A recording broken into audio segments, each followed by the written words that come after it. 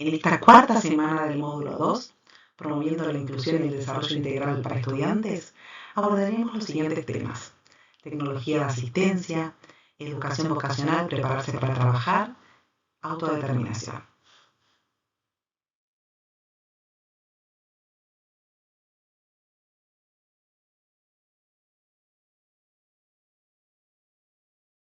Cuando hablamos de tecnología de asistencia, no nos referimos únicamente a dispositivos complejos o costosos.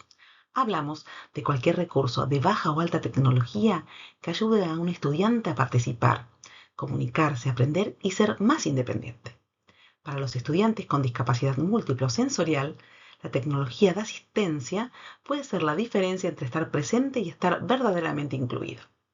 Esto puede ir desde un comunicador simple con imágenes hasta un dispositivo que convierte texto en voz, una lupa electrónica, un interruptor adaptado o incluso una tablet con apps diseñadas para apoyar habilidades específicas. Pero lo más importante no es la herramienta en sí, sino que responda a una necesidad real del estudiante y se integre en su vida diaria. La tecnología debe potenciar capacidades, no reemplazarlas, y debe ser parte del entorno de aprendizaje, no una solución aislada. Por eso necesitamos observar, preguntar, probar y trabajar en equipo, con familias, terapeutas y docentes. La clave está en elegir tecnología que tenga sentido, que sea funcional y que esté alineada con los objetivos educativos y personales del estudiante.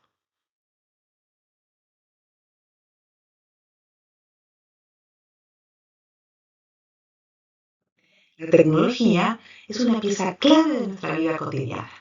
Puede ser desde algo tan simple como encender un interruptor de luz, switch, hasta usar un iPad y diversos formatos software que requieren una programación, dispositivos de alta tecnología.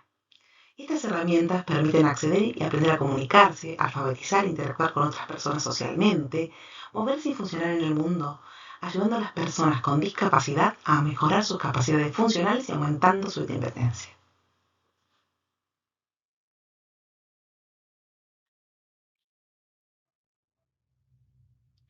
La tecnología de asistencia incluye una amplia gama de herramientas que permiten a los estudiantes con discapacidad acceder al aprendizaje, comunicarse y moverse con mayor independencia y participar en su entorno. Podemos pensar en dos grandes grupos: baja tecnología y alta tecnología. Baja tecnología, recursos de bajo costo y no implican el uso de baterías o sistema electrónico. Elementos simples pero muy útiles. Para ejemplificar alguno de ellos: uso de contraste visual, agrandamiento del tamaño de letra, bolígrafos o lápices con agarre fácil, la máquina Perkin Braille, pizarras, sillas con apoyos posturales, bastones de movilidad o interruptores básicos. Alta tecnología, dispositivos de diferentes formatos, pantallas, software, programas informáticos que requieren de una programación como así de un entrenamiento para su uso. Para ejemplificar alguno de ellos: lectores de texto con voz, anotadores en braille, circuitos cerrados de televisión para ampliar imágenes, programas de reconocimiento de voz o dispositivos móviles como iPad y tablet, con apps específicas. Una pregunta clave es: ¿qué tipo de tecnología está realmente disponible en nuestras escuelas, ciudades o países? Así, poder saber, tener conocimiento y dominio del tipo de tecnología disponible, el cómo acceder a ellas y cómo ayudar a las familias a gestionarlas y, sobre todo, a nuestros estudiantes a emplearla de forma cotidiana en todos los contextos de su vida. Sin dudas, los equipos educativos requieren de una capacitación continua acerca de las nuevas opciones disponibles, cómo emplearlas de manera efectiva y significativa de acuerdo a las necesidades y singularidades de cada estudiante.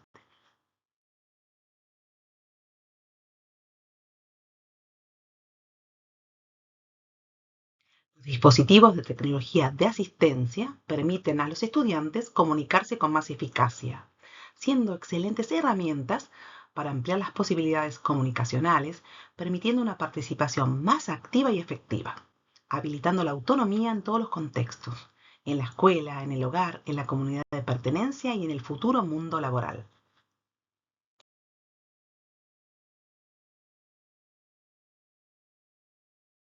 Cuando hablamos de tecnología de asistencia, es importante hacerlo desde una mirada social de la discapacidad. Reconocer que muchas de las limitaciones que enfrentan las personas con discapacidad no están en ellas, sino en su entorno. Las barreras no siempre son físicas, también pueden ser materiales, comunicacionales, actitudinales o tecnológicas. Por ejemplo, un texto en letra muy pequeña, una escuela sin recursos accesibles o la falta de formación del equipo docente sobre herramientas que podrían mejorar la participación de un estudiante. En ese contexto, la tecnología de asistencia no es un lujo ni un privilegio, es un derecho, un apoyo clave para garantizar el derecho a la educación, a la comunicación, a la participación social y al ocio. Desde esta perspectiva debemos preguntarnos, ¿qué barreras existen hoy en nuestra escuela o comunidad? ¿Cómo puede la tecnología ser una herramienta para reducir o eliminar esas barreras? ¿Estamos ofreciendo estos apoyos de forma sistemática o dependen de la iniciativa de una familia o de un docente individual? La verdadera inclusión ocurre cuando quitamos obstáculos, no cuando pedimos a los estudiantes que se adapten a entornos que no fueron pensados para ellos. Por eso, hablar de tecnología de asistencia es hablar de igualdad de oportunidades, de justicia educativa y de participación plena.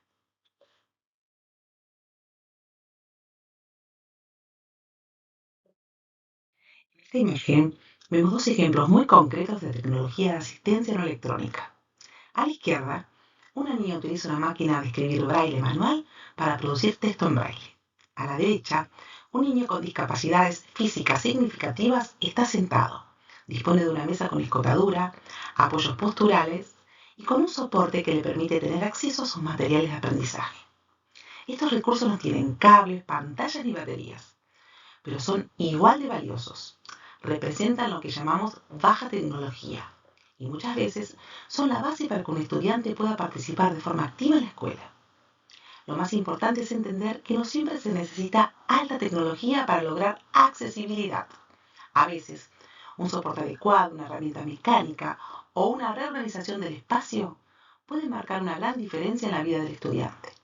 También es importante destacar que estos apoyos pueden ser más accesibles en contextos donde los recursos tecnológicos son limitados y deben ser parte de cualquier planificación educativa inclusiva. Como siempre, lo fundamental es observar al estudiante y preguntarnos, ¿qué necesita para participar? ¿Qué apoyos concretos le permitirían acceder, comunicarse, escribir o sostener la atención en una tarea? Porque más allá de lo electrónico, la clave está en ofrecer recursos funcionales, accesibles y centrados en la persona.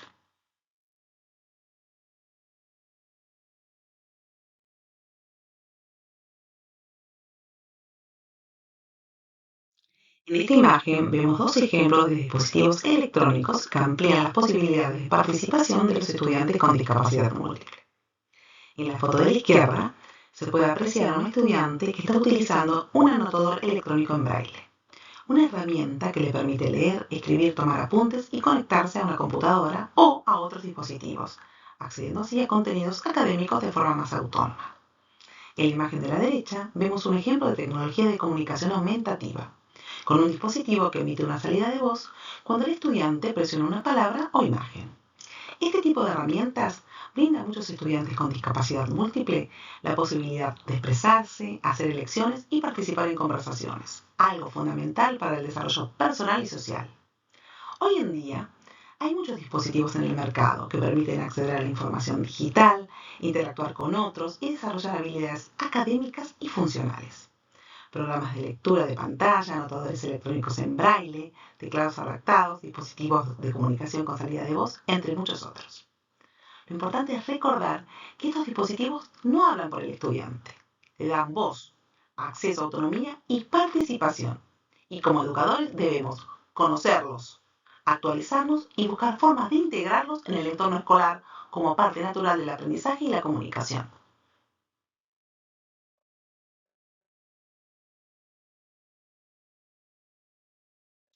En este video, la profesora encuentra una oportunidad para que el estudiante emplee de manera efectiva su dispositivo. La actividad da cuenta de comunicación, elecciones y toma de decisiones. Actividad significativa, accesible y funcional.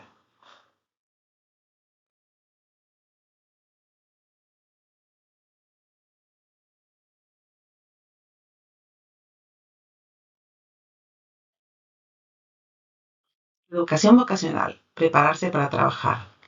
Cuando hablamos de educación vocacional, no nos referimos únicamente a elegir una carrera. Nos referimos a todo el conjunto de habilidades, actitudes y apoyos que un estudiante necesita para proyectarse hacia la vida adulta. Para algunos jóvenes, esto puede significar acceder a la universidad y tener una carrera profesional. Para otros, puede implicar adquirir habilidades para trabajar en su comunidad. Y en muchos casos, también puede significar participar y contribuir desde lo que pueden y disfrutan hacer. Lo importante es que todos los estudiantes, independientemente de sus capacidades, tengan la oportunidad de formarse y prepararse para participar activamente en la sociedad. La educación integral orienta la enseñanza de aprender sobre la vida. Esta preparación debe ser planificada, realista y significativa e incluir aspectos como orientación vocacional, búsqueda de preparación para el trabajo, escucha activa, cumplimiento de instrucciones, concentración y finalización de tareas y rutinas laborales. Aquí, nuevamente, la planificación centrada en la persona y el mapa de preferencias y sueños se vuelven herramientas claves. No se trata de asignar tareas al azar, sino de ponernos en el lugar del estudiante y pensar qué le gustaría hacer, qué le da sentido y en qué entorno puede desarrollarse mejor. Evaluar y conocer las habilidades y preferencias de los estudiantes al elegir diversas tareas a realizar en la escuela y en la comunidad. Si a un joven le gusta moverse, no lo preparemos para un trabajo sedentario. Tal vez pueda recolectar materiales reciclables o repartir correspondencia, ayudando en un entorno activo. Si a otro estudiante disfruta de tareas repetitivas, podríamos explorar opciones como doblar ropa en una lavandería o clasificar materiales en una fábrica. Con creatividad, observación y colaboración con las familias y la comunidad, descubriremos que hay muchas posibilidades reales. Y sobre todo, estaremos promoviendo inclusión, autonomía y sentido de propósito.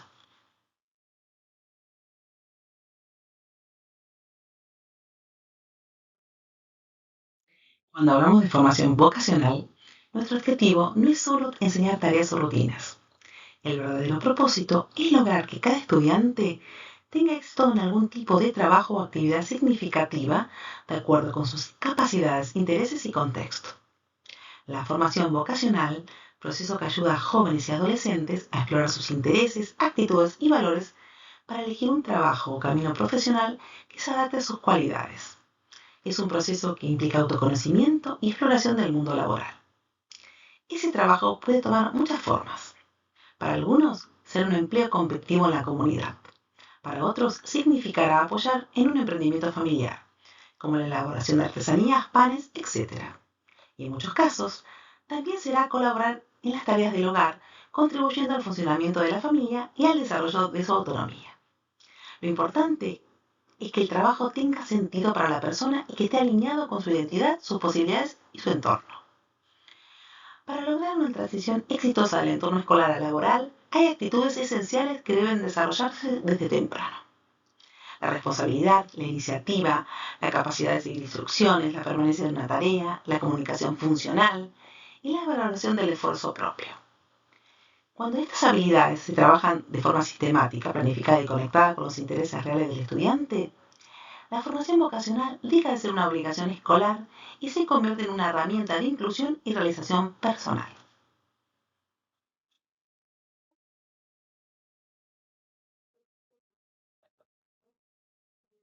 Lo importante en este punto es que no hay una edad mágica para el comienzo de la formación vocacional.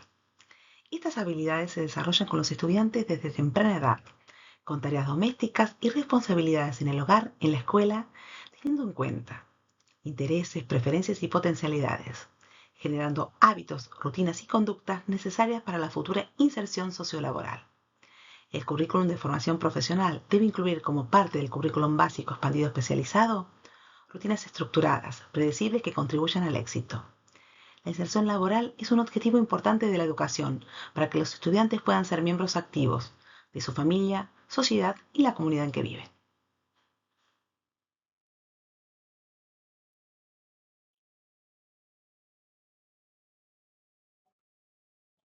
Como hemos señalado a lo largo del curso, los estudiantes con discapacidad múltiple no acceden al aprendizaje incidental de la misma forma que otros estudiantes. Esto tiene un impacto directo no solo en lo académico o lo social, sino también en su formación vocacional desde los primeros años de vida. ¿A qué nos referimos con esto?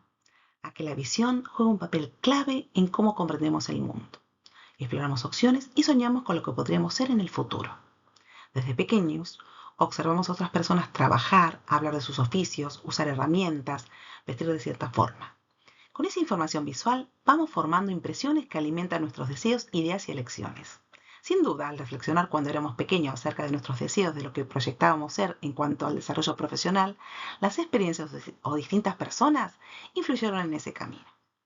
Muchos de nuestros sueños se formaron al observar el entorno. Una persona que admirábamos, una escena cotidiana, una visita escolar o un juguete. Para nuestros estudiantes con discapacidad, esas oportunidades no siempre están presentes, a menos que las generemos de manera intencional y estructurada. Por eso es fundamental que la educación vocacional no comience en la adolescencia, sino desde la primera infancia, a través del juego funcional, la exploración de roles, el contacto con personas adultas que desempeñen distintos trabajos y el acompañamiento respetuoso para descubrir intereses y capacidades. Porque todos los estudiantes tienen derecho a soñar con un futuro posible y a recibir los apoyos necesarios para hacerlo realidad.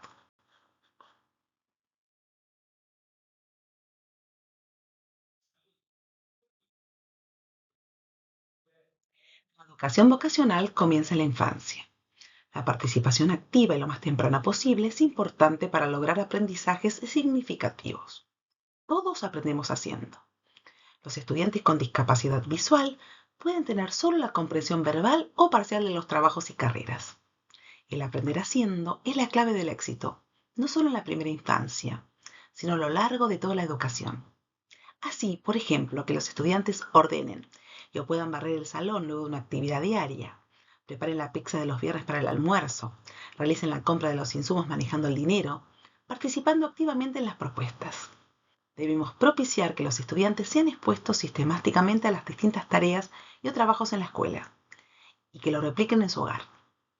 El desarrollo curricular se centra en experiencias y prácticas sustentadas en capacidades fundamentales para desarrollar los distintos conocimientos disciplinares mediante actividades funcionales en contextos naturales que sirven para toda la vida.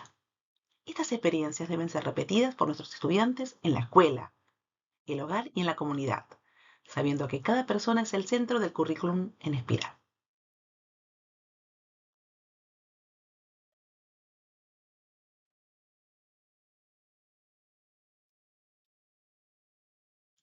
Todos los estudiantes tienen derecho a participar en alguna forma de actividad útil.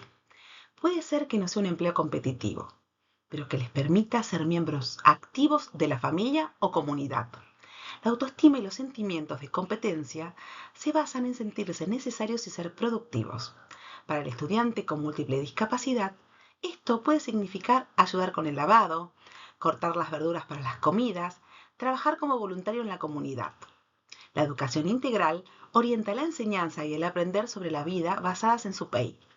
Así las actividades curriculares para el aprendizaje, además de ser placenteras, funcionales y acorde a sus intereses, nos permitirán pensarlas para el futuro, para la futura inserción laboral, alcanzando su máxima potencialidad en función de su singularidad.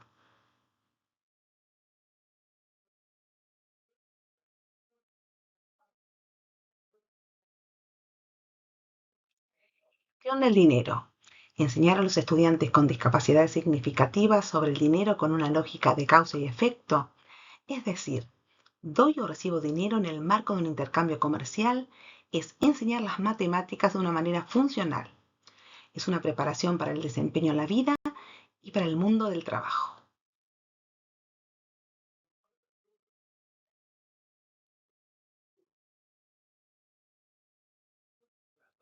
Modelo de formación vocacional propuesto por Karen Wolf nos ofrece una guía clara y progresiva para acompañar a los estudiantes con discapacidad visual en su camino hacia la participación laboral y la vida adulta independiente. El proceso se organiza en 4 etapas. Primera, orientación vocacional, donde se comienza a construir una idea general del mundo del trabajo. Se descubren intereses, se observan distintas ocupaciones y se generan los primeros sueños profesionales. Segunda, exploración vocacional, donde los estudiantes prueban distintas actividades, visitan lugares de trabajo, conversan con adultos que ejercen oficios y empiezan a establecer conexiones entre sus intereses y las opciones posibles. Tercero, preparación vocacional, etapa más estructurada donde se desarrollan habilidades concretas para el empleo, cumplimiento de tareas, uso del tiempo, normas de comportamiento en el ámbito laboral, habilidades sociales y técnicas específicas. Cuarto, Inserción laboral, cuando el estudiante accede a una experiencia de trabajo real, con apoyo si es necesario, y se trabaja en la continuidad, el acompañamiento y la construcción de un entorno que facilite la permanencia y el desarrollo.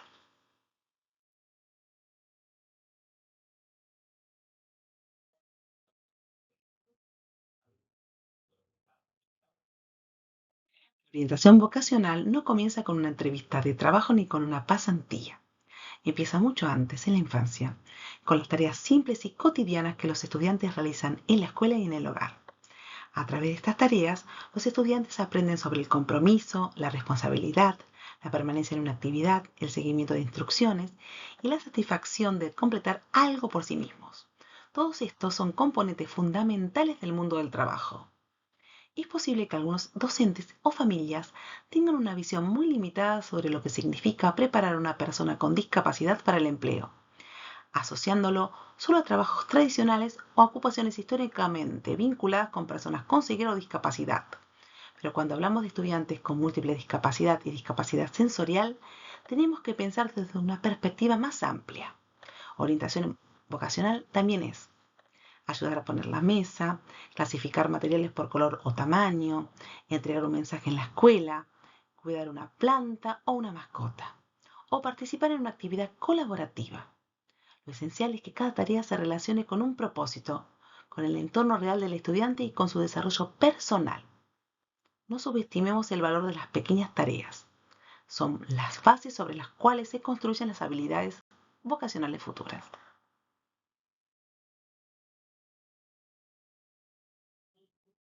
Orientación vocacional. Aprender sobre el mundo del trabajo. Como vimos a lo largo del curso en módulos anteriores, el abordaje basado en temáticas es una excelente estrategia para trabajar contenidos funcionales y significativos con nuestros estudiantes. Y cuando hablamos de orientación vocacional, este enfoque se vuelve especialmente útil para acercar el mundo del trabajo de manera concreta, accesible y contextualizada. Tomemos un ejemplo. Si la temática es los ayudantes en nuestra comunidad, podemos explorar profesiones y oficios como el personal del correo, los trabajadores de salud, el personal policial o quienes atienden en los comercios. A medida que los estudiantes aprenden qué hacen esas personas, qué ropa usan, qué herramientas necesitan o dónde trabajan, también descubren nuevas posibilidades laborales y comienzan a desarrollar un vocabulario funcional, una comprensión del entorno y una idea más clara de lo que podrían hacer en el futuro.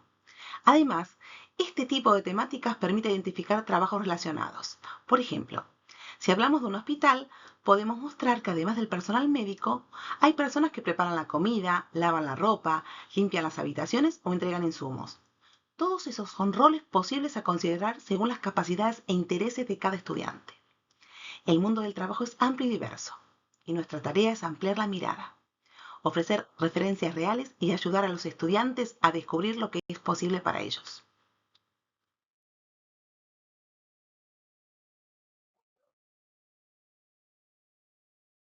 En esta etapa, la orientación vocacional se amplía y se convierte en exploración vocacional, el momento en que los estudiantes comienzan a conocer de forma más cercana y concreta los trabajos que existen a su alrededor.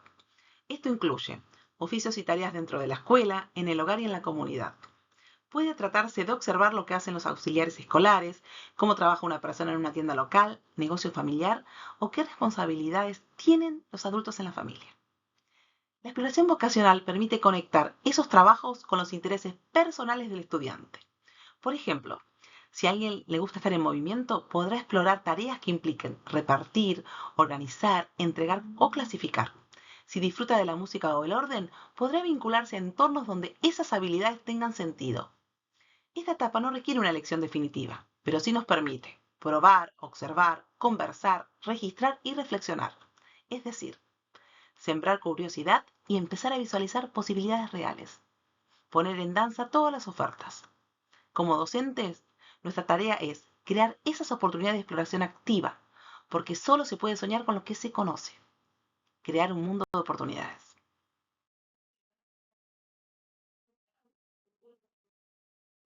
En esta etapa del proceso, los estudiantes necesitan experiencias concretas que les permitan desarrollar habilidades específicas para el trabajo, ya sea en el hogar, en la escuela o en la comunidad. Para los estudiantes con discapacidad múltiple, este paso es especialmente importante, porque muchas veces no logran generalizar fácilmente lo que aprenden en el aula a situaciones reales. Una tarea que se realiza en un escritorio puede no tener sentido para ellos si no está conectada con un contexto auténtico. Por eso es fundamental que la preparación vocacional ocurra en entornos naturales, en una cocina real, en una tienda local, en la biblioteca de la escuela, en el patio, en el hogar. Cuanto más real y contextual sea la experiencia, más significativo será el aprendizaje. Una estrategia muy efectiva es vincular estas experiencias con el programa educativo individual del estudiante, de modo que los docentes asuman también el rol de representantes laborales, construyendo puentes con la comunidad. Cuando los profesores se involucran directamente, ayudan a derribar prejuicios y temores que pueden tener empleadores o miembros de la comunidad sobre el trabajo con personas con discapacidad. Se convierten en modelos de inclusión activa y acompañan al estudiante en una transición que requiere confianza, práctica y visibilidad. En resumen, preparar para el trabajo es preparar para la vida. Y eso se logra saliendo del aula, explorando el entorno y creando oportunidades reales para que cada estudiante pueda desarrollar su máximo potencial.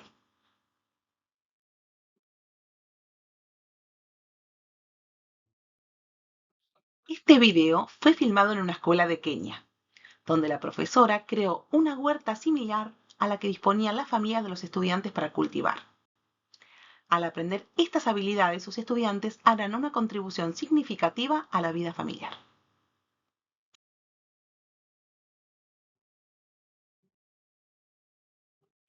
En muchas partes del mundo predominan las pequeñas empresas familiares. Es importante conocer a través del proceso de planificación centrada en la persona acerca de la visión de la familia sobre el futuro del estudiante.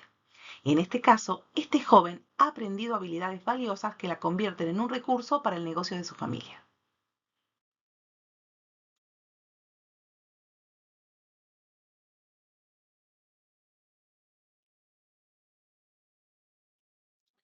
La autodeterminación es mucho más que una habilidad, es un derecho fundamental. Se trata de que cada persona tenga la capacidad y la oportunidad de defender sus propias necesidades, expresar sus deseos y tomar decisiones independientes. Un niño no aprenderá a realizar decisiones de manera autónoma, al menos que no tenga variadas y ricas oportunidades a lo largo de toda su escolaridad. Para nuestros estudiantes con discapacidad múltiple o sensorial, esto no ocurre por accidente ni con el tiempo, sino que debe ser enseñado y practicado todos los días. Un niño no aprenderá a tomar decisiones por sí mismo si nunca se le da la oportunidad. Por eso cada elección, por pequeña que parezca, es una oportunidad para fortalecer su autoestima, autonomía y sentido de identidad. A lo largo de este curso, hemos reflexionado sobre la importancia de las elecciones individuales. Y hoy volvemos sobre ese punto para destacar los componentes claves de la autodeterminación. Autoconocimiento. Saber quién soy, qué me gusta, qué necesito. Conocimiento de derechos y responsabilidades. Comprender que tengo voz y también compromisos. Capacidad para tomar decisiones informadas. Evaluar opciones y consecuencias. Solución de problemas. Buscar alternativas, resolver situaciones. Conductas autodirigidas. Actuar con intención y propósito. Autoafirmación. Expresarme con claridad, con confianza, con respeto. Enseñar autodeterminación es enseñar ciudadanía. Y cuando un estudiante aprende a decidir por sí mismo, se fortalece su autoestima, su participación y sentido de pertenencia.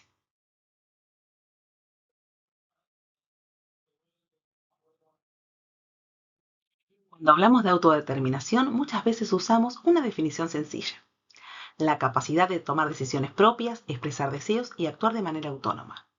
Pero la práctica es mucho más que enseñar a elegir entre dos objetos o actividades.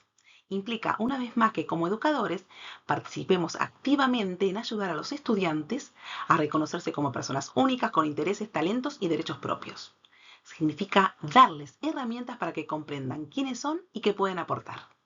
Sin embargo, también debemos reconocer que la posibilidad de ejercer la autodeterminación está influida por las normas sociales, familiares y culturales. Esto es especialmente cierto en el caso de las personas con discapacidad, donde muchas veces las decisiones son tomadas por otros, incluso con buenas intenciones, y donde las oportunidades para decidir por sí mismo suelen ser muy limitadas. Por eso, nuestro trabajo debe incluir también escuchar a las familias y dialogar sobre expectativas compartidas, ofrecer modelos de participación y toma de decisiones respetuosas, Y sobre todo, crear entornos donde los estudiantes puedan expresar quiénes son, ser tomados en serio y experimentar el impacto de sus propias elecciones. Fomentar la autodeterminación no es aislar al estudiante del entorno, sino ayudarlo a construir su propia voz en diálogo con su comunidad.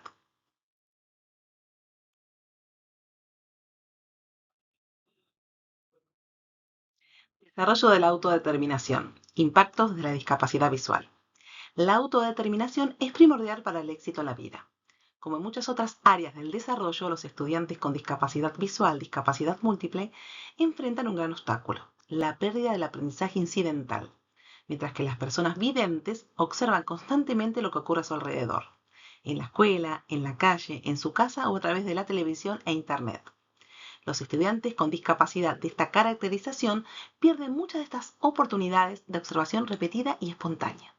Y esto tiene consecuencias profundas, porque a partir de esas experiencias visuales y sociales, los niños forman una imagen de sí mismos, desarrollan creencias sobre lo que pueden o no hacer y construyen una identidad propia. Es en esas pequeñas y reiteradas vivencias donde se empieza a gestar la autodeterminación, la capacidad de decir, esto me gusta, esto no, yo quiero. Si ese tipo de aprendizaje no ocurre de forma incidental, nos toca a nosotros como adultos garantizar que se ocurra de forma intencional.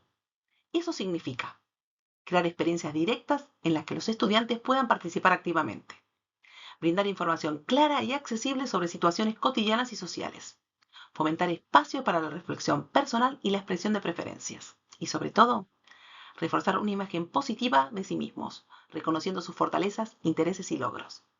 Porque sin oportunidades para conocer el mundo y conocerse a sí mismo, es imposible que los estudiantes desarrollen autodeterminación real. Nuestro rol es acompañarlos, darle herramientas, creer en su capacidad de decidir y construir junto a ellos una narrativa en la que sus deseos y decisiones tengan un lugar.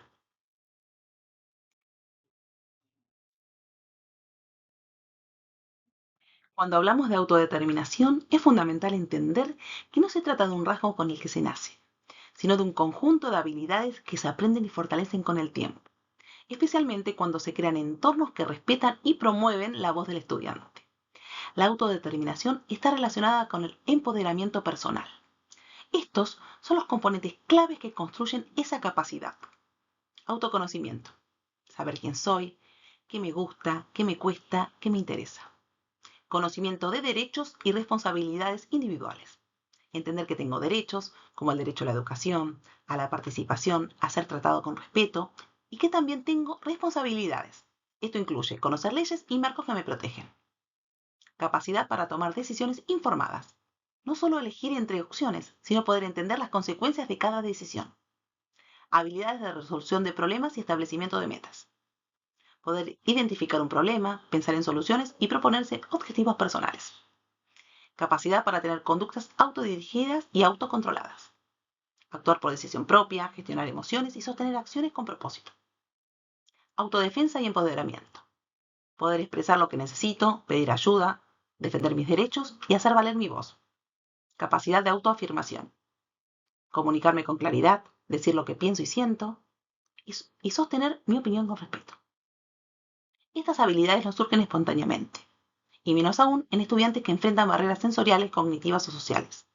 Por eso, nuestra tarea como educadores es enseñar, modelar y practicar activamente cada una de ellas desde los primeros años de vida.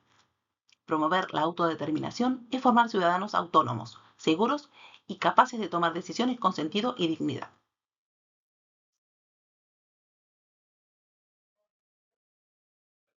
En el módulo vimos el video de esta estudiante. En este recorte de la foto, la niña elige entre dos imágenes que aparecen sobre un fondo negro en un dispositivo de alta tecnología.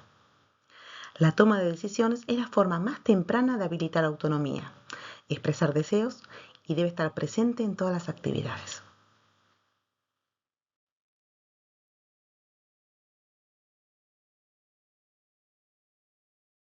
La imagen que vemos aquí muestra una tarjeta que una persona con sordoceguera puede utilizar para pedir ayuda al cruzar una calle concurrida.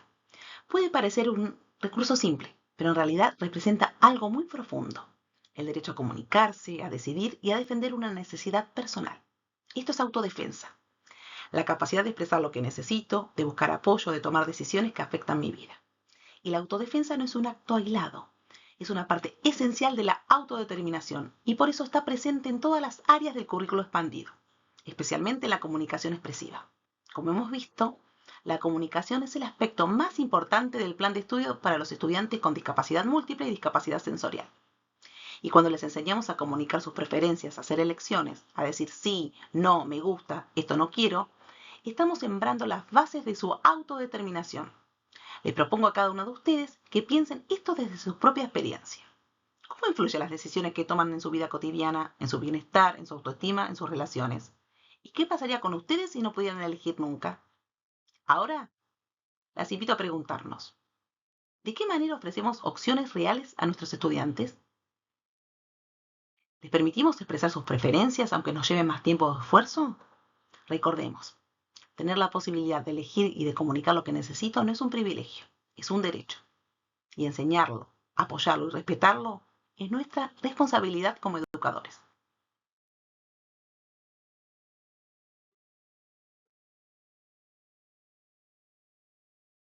Los estudiantes con múltiple discapacidad requieren una enseñanza especializada que les permita participar plenamente en el proceso educativo. Muchas de las habilidades y conocimientos que ellos necesitan no están contemplados en el plan de estudio general, por lo que es fundamental ampliar y personalizar nuestras propuestas. En primer lugar, debemos tener presente que la falta de aprendizaje incidental, es decir, ese aprendizaje que ocurre de manera natural, al observar y participar en el entorno, deja a estos estudiantes en desventaja. Por eso necesitamos ofrecer experiencias directas, guiadas e intencionadas, que les brinden las mismas oportunidades de desarrollo. Además, es esencial que las estrategias de enseñanza respondan a las características sensoriales y a las formas particulares de aprender que cada estudiante presenta. No se trata de hacer lo mismo para todos, sino de encontrar caminos que realmente funcionen para cada uno. Finalmente, todo esto tiene un objetivo claro: garantizar el acceso pleno al aprendizaje, a la participación y a la vida escolar en su conjunto. La escuela debe ser un espacio en el que cada estudiante con los apoyos adecuados pueda aprender, comunicarse, compartir y construir un proyecto de vida con dignidad.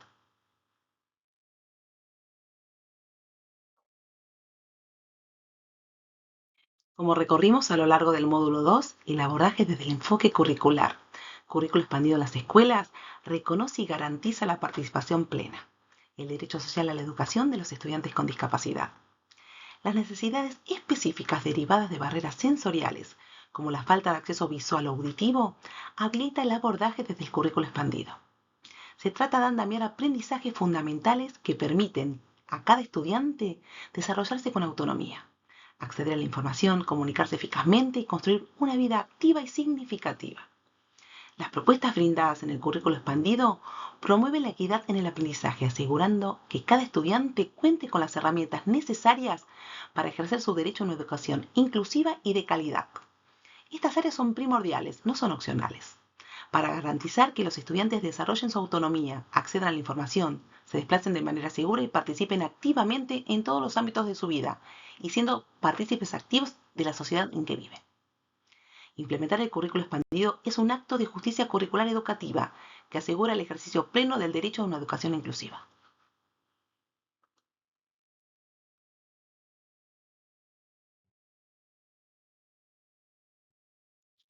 Políticas públicas deben garantizar condiciones y cumplimientos de los derechos, asegurando la justicia social educativa.